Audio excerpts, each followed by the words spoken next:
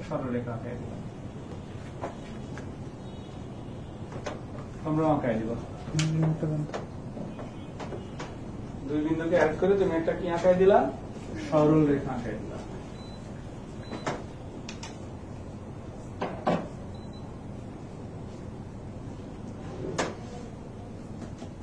এবার সরল রেখার মতে তুমি কি লিখতে পারো, সরল রেখা থেকে তুমি শিখছো যে ঢাল সমান কোটিদ্বয়ের অন্তর বাই কি ভুজদ্বয়ের অন্তর।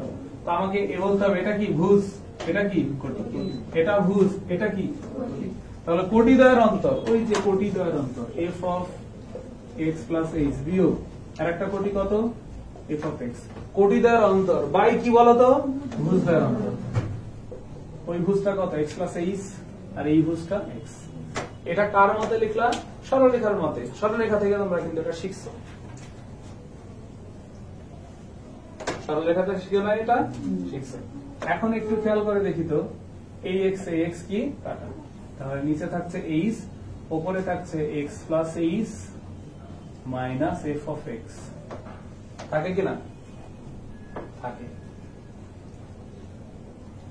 আচ্ছা সরলরেখায় চিন্তা করে দেখো তো, ঢাল মানে অ্যাকচুয়ালি কি ছিল, ঢাল মানে এই সরলরেখাটা এক্স অক্ষের ধনাত্মক দিকের সাথে যে কোণ উৎপন্ন করে, এটা যদি থিটা কোণ হয়, তার ত্রিকোণমিতিক ট্যানজেন্টকে কি বলা হতো, ঢাল। এক্স অক্ষের ধনাত্মক দিক, এটা কিন্তু ঋণাত্মক দিক, এক্স অক্ষের ধনাত্মক দিকে হতে হবে, এটা এক্স অক্ষের ধনাত্মক দিকে, এটা মনে করলে এখানে কি কোণ থিটা, তাহলে এক্স অক্ষের ধনাত্মক দিকে যে কোণ উৎপন্ন করে তার ত্রিকোণমিতিক ট্যানজেন্টকে কি বলা হয়, থিটা। এই ঢাল, তাহলে এখানে আমি ঢালের পরিবর্তে লিখে দিলাম কি ট্যান থিটা। বলো যখন এফ অফ এক্স ব্র্যাকেট দিয়ে প্লাস এক্স না বি বিন্দু স্থানাঙ্ক, বি বিন্দু স্থানাঙ্ক কি এফ অফ এক্স ব্র্যাকেট দিয়ে তারপর প্লাস এক্স, মানে এই বিন্দুর স্থানাঙ্কটা লক্ষ্য করো, এই বিন্দুর স্থানাঙ্ক হচ্ছে x comma F of x, তাই কিনা, তাহলে এখানে যা আছে এক্স এর মধ্যে সেটাই আছে কিনা, তাহলে এই বিন্দুর স্থানাঙ্কে এটা যদি এক্স প্লাস এইচ হয়, এফ এর মধ্যে তো এটাই থাকবে। ভাইয়া ওয়াই সমান এফ অফ এক্স, আর আপনি হচ্ছে ওয়াই প্লাস এইচ নিয়েছিলাম, তো শুধু ওয়াই এর ওখানে শুধু এফ অফ এক্স লিখি, বাইরে এ প্লাস এইচ লেখা হবে না?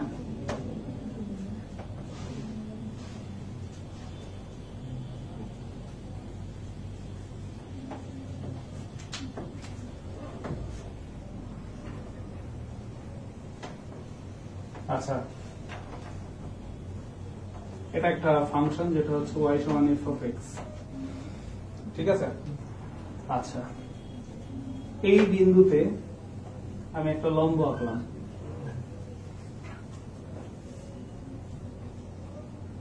আমি মনে করলাম এটা হচ্ছে x ইকুয়াল a দূরত্বে, তাহলে আমাকে বলতে হবে এটা কত। x এর মান যদি a হয়, এখানে আমি বসিয়ে দিব, তাহলে এটা তো y নাকি, তাহলে y এর মান কত f of a, তাহলে এই হাইটের মানটা কত f of a। আচ্ছা এবার এই হাইটটা বেশি,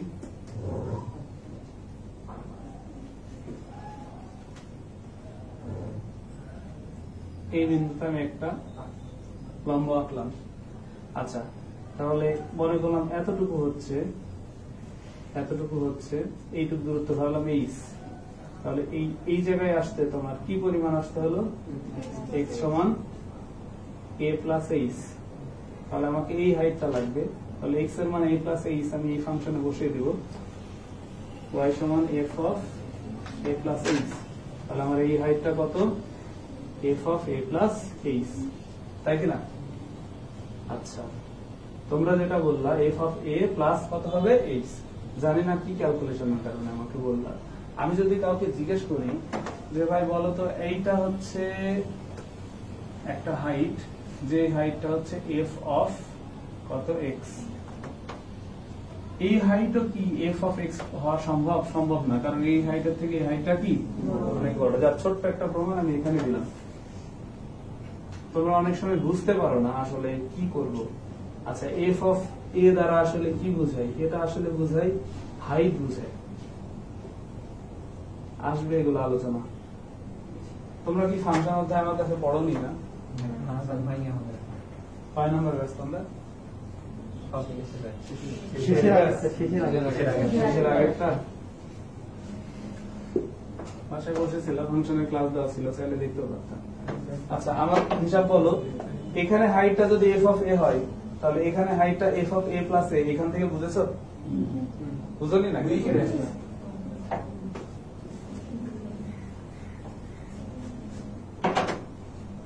আচ্ছা, তাহলে আমরা বুঝে গেলাম এক্স অক্ষের ধনাত্মক দিকের সাথে যে কোণ উৎপন্ন করে সেই কোণের ত্রিকোণমিতিক ট্যানজেন্টকে কি বলা হয়? তাহলে ঢালের পরিবর্তে আমি কি লিখতে পারবো? ট্যান। আচ্ছা, এবার আমরা গতকাল শিখেছি ক্যালকুলাস শব্দের অর্থ কি। ক্যালকুলাস শব্দের অর্থ কি? পাথর। শুধু পাথর না, অনেকে বলে ছোট ছোট পাথর, ছোট ছোট পাথর। এবং ক্যালকুলাস কিন্তু তোমাদেরকে ক্ষুদ্র ক্ষুদ্র জিনিসগুলো নিয়ে আলোচনা করে দেখাবে, অত্যন্ত ক্ষুদ্র ক্ষুদ্র জিনিস নিয়ে আলোচনা করে দেখাবে। ঠিক আছে? যদি একটা উদাহরণ দিই, সাপোজ তোমাদের মধ্যে কেউ একটা গাড়ি কিনছে, কার কিনে ফেলছে, গাড়ি কিনছে, আর এটা হচ্ছে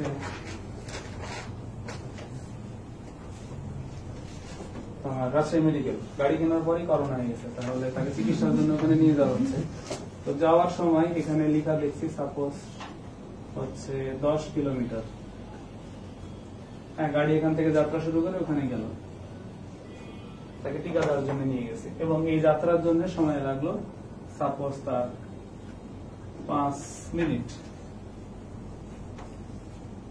ঠিক আছে? আচ্ছা আচ্ছা, একদম নতুন চালক দিলাম 5 ঘন্টা দিলাম, মানে গাড়ি চালাইতেই পারে, 5 ঘন্টায় তাকে টিকা দেওয়ার জন্য নিয়ে যাওয়া হয়েছে এখান থেকে ওখানে।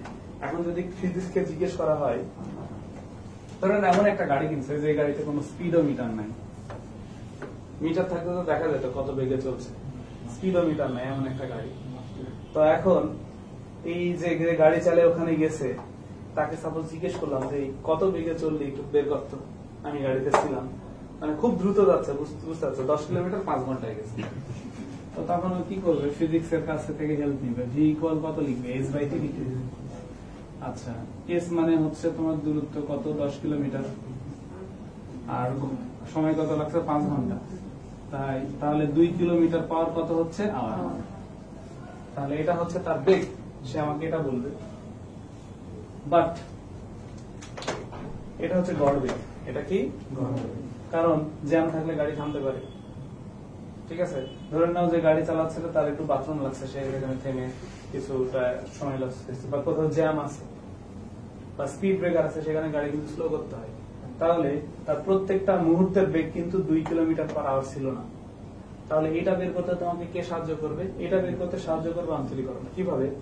অন্তরীকরণ তোমাকে বলবে তার কি কাজ করছেন দূরত্ব এবং সময় নিয়ে। তাহলে অতি অল্প সময়ের জন্য এই ডি মানে কি? ক্ষুদ্র।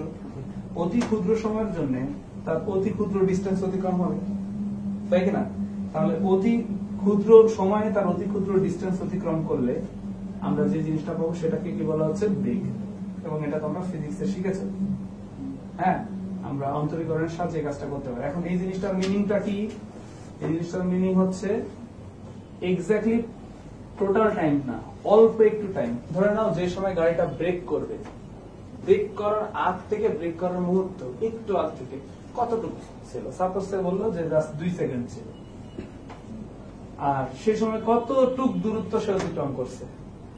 সাপোজ সে বললো হচ্ছে সে ওই সময় হচ্ছে 6 মিটার অতিক্রম করছে সে, এই 2 সেকেন্ডে 6 মিটার। তাহলে দেখো ওই সময়ের বেগটা তুমি খুব সহজে পেয়ে যাচ্ছ।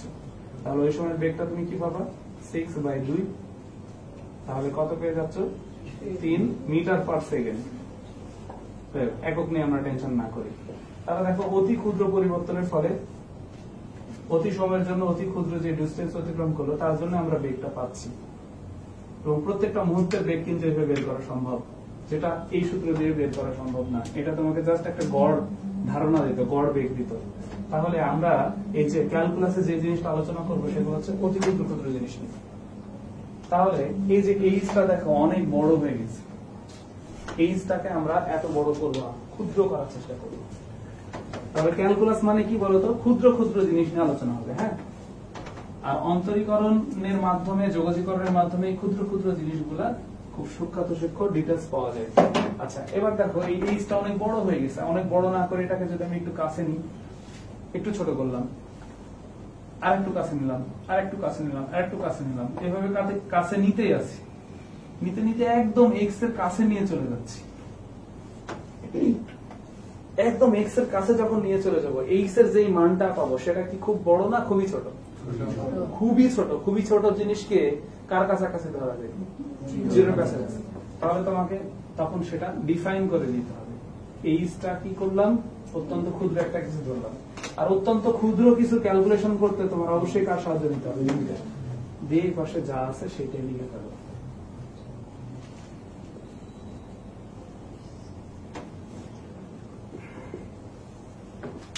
তাহলে দেখো এইখান থেকে এই ধারণাটা কিভাবে আসলো। ক্যালকুলাস মানে ছোট ছোট জিনিস নিয়ে আলোচনা করে। এইচটা অনেক বড় হয়ে গেছে, আমি যদি এইচকে একটু একটু করে কমাইতে থাকি, এই এক্স এর কাছে নিয়ে আসতে থাকি, এইচটা এত ক্ষুদ্র করা সম্ভব যেটা একদম জিরোর কাছে আসে সম্ভব। দেখো আমি যদি বলতাম এইটুক হচ্ছে এক্স, একদম কাছে এইটুক হচ্ছে এই ডটের পাশের ডট হচ্ছে 0.0001 মিটার। তাহলে যদি এইটা এইচ এর মান হয়, এই এইচ এর মানটা কি অত্যন্ত ক্ষুদ্র হলো না? তাহলে তোমাকে এখানে সেটা ডিফাইন করে দিতে হবে না? ডিফাইন করে দিতে হবে। তাহলে তুমি এটা ডিফাইন করে দিলা, ঠিক আছে। এখন এই যে ক্ষুদ্র জিনিসগুলো যখন তুমি ডিফাইন করে দিবা, তখন এই ঢালকে আর ট্যান থিটা লিখবো না, তখন আমরা লিখবো যে ddx of y। কেন ddx of y লিখবো একটু দেখো, কেন ddx of y লিখবো? আচ্ছা বলো তো, এই বরাবর যে পরিবর্তনগুলো হচ্ছে সেগুলো কার পরিবর্তন? আর এই বরাবর যে পরিবর্তনগুলো হচ্ছে সেগুলো কার পরিবর্তন? আচ্ছা দেখো তো, এই পরিবর্তন হচ্ছে, এই এখান থেকে এখানে আসলো, এখান থেকে এখানে আসলো, এখান থেকে এখানে আসলো, এখান থেকে এখানে আসলো, এখান থেকে এখানে আসলো, এখান থেকে এখানে আসলো, এইভাবে আস্তে আস্তে আসতেই আছে, পরিবর্তন হচ্ছে। এটা কি বরাবর পরিবর্তন হচ্ছে? তাহলে এইচ এর পরিবর্তন কি বরাবর হচ্ছে? x বরাবর। তাই আমি নিচে কি লিখলাম? dx। ঠিক আছে। আচ্ছা এবার দেখো তো, এই যে ওপরে এই জিনিসটা, এই যে হাইটের পরিবর্তনটা দেখো, এই জায়গায় একটু হাইট ছিল, এই জায়গায় আরেকটু বেড়েছে, এই জায়গায় আরেকটু বেড়েছে, এই জায়গায় আরেকটু বেড়েছে। দেখো তো, মানে ফাংশনের হাইটটা একটু করে বাড়ছে না যত যাচ্ছে? বাড়ছে কিনা? বা এই দিক থেকে যত আসতেছে হাইটটা কমতেছে কিনা? দেখো এটা একটা বড় হাইট, এটা আরেকটু ছোট, এটা আরেকটু ছোট, এটা আরেকটু ছোট। তাহলে এই পরিবর্তনগুলো, হাইটের পরিবর্তনগুলো কোন অক্ষ বরাবর? তাহলে এখানে যে জিনিসটা দেখতে পাচ্ছি সেটা অ্যাকচুয়ালি কি? এইচ যত পরিবর্তন করছি মানে এক্স বরাবর পরিবর্তন হচ্ছে, এক্স এর পরিবর্তন হওয়ার ফলে কার পরিবর্তন হচ্ছে? ওয়াই এর পরিবর্তন হচ্ছে। তাহলে আমরা কি এটাকে ট্যান থিটা না লিখে এইভাবে উপস্থাপন করবো, কারণ এই মিনিংটা আসলে এই জিনিসটাই বোঝায়। আর এটা খুবই ইম্পর্টেন্ট একটা সূত্র। এটা যদি এখন কেউ তোমাদের সামনে উপস্থাপন করে বলে যে ভাই বলো তো এটা কি জিনিস, তুমি এই সূত্রের দিকে তাকিয়ে প্রথম কথা এইটা বলবা যে এই এইচটা এইচ টেন্ডস টু 0 দেওয়া আছে, তার মানে এইচটা অত্যন্ত ক্ষুদ্র একটা জিনিস, ঠিক আছে। আর এটা এক্স অক্ষ বরাবর পরিবর্তিত হচ্ছে, যেটা তোমরা চিত্রে দেখতে পাইছো। প্রথমে দেখো এইচ কত বড় ছিল এবং সেটা কি বরাবর? এক্স অক্ষ বরাবর। আস্তে আস্তে কমতে কমতে কমতে কমতে কার কাছে চলে আসছে? এক্স এর কাছে। তাহলে এইচটা হচ্ছে এক্স অক্ষ বরাবর পরিবর্তন, আর এই যে এটা হচ্ছে ফাংশনের হাইট।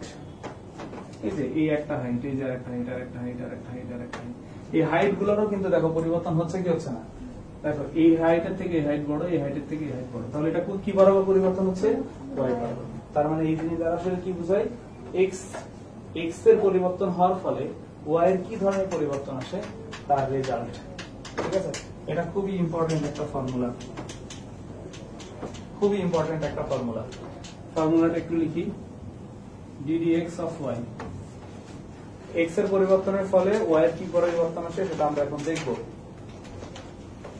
সূত্রটা ধরে মুখস্থ রাখতে হয়, লিমিটের সাহায্য নিতে হয়। লিমিট h টেন্ডস টু 0, এইচটা নিচে, আর উপরে লিখতে হয় বড় ফাংশন মাইনাস ছোট ফাংশন। এইভাবে মনে রাখা যায়। শোনো, আমাদের দেশের ছাত্রছাত্রীরা ডিরেক্ট এটা মুখস্থ করে, এটা কিন্তু মুখস্থর পাশাপাশি কিছুটা অনুভব করার বিষয়। কিভাবে আসলো? ডিরেক্ট কিন্তু এই সূত্র আসেনি, প্রথমে আসছে কি এতটুকু, তারপরে এই লাইন কি বুঝেছো? সত্যি বলো, বুঝেছো? আচ্ছা, এই এইচটা কেন টেন্স টু 0 করে দিলাম? মানে খুব কাছাকাছি মানটা প্রায় শূন্যের কাছাকাছি। এইচটা কমাইতে কমাইতে এক্স এর কাছাকাছি নিয়ে আসছে, চলে আসছে না? এবং এক্স এর এতই কাছে যে সেটা 0 কাছাকাছি, তাই এইচটাকে কি লিখে দিছি? Tends to 0। এবং এই ট্যান থিটার পরিবর্তে এটা কেন লিখলাম?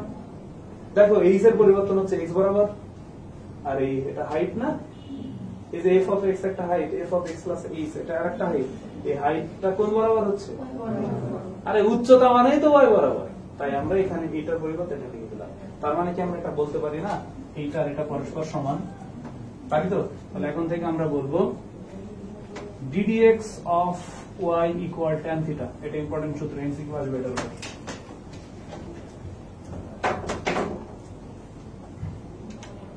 ddx of y equal কি? tan theta। আমাকে কি এই সূত্র না দেখে এখন বলা যাবে? আমি যদি বলি ঢালের ফর্মুলা বলো তো, সবাই বলবা ddx of y equal নিচে h এবং hটা কি অত্যন্ত ক্ষুদ্র, তার মানে কি h টেন্ডস টু 0, আর উপরে বড় ফাংশন মাইনাস। দেখো তো এই ফাংশনের থেকে এই ফাংশন একটু হলেও বড় না? তাহলে এভাবে মনে রাখবো, তাহলে বড় ফাংশন মাইনাস। বুঝেছি? আজকে ক্লাসে পড়ার জিনিস হচ্ছে 3টা অঙ্ক, আর কেবল যেটা পড়ালাম এটা বোঝার জিনিস, একটু অনুভব করার জিনিস, ঠিক আছে? তাহলে ক্লাসটা আমি আপলোড দিয়ে দেবো, আবারও বাসায় গিয়ে দেখতে হবে। যারা ক্লাস করেনি কতদিন একটু আমার সঙ্গে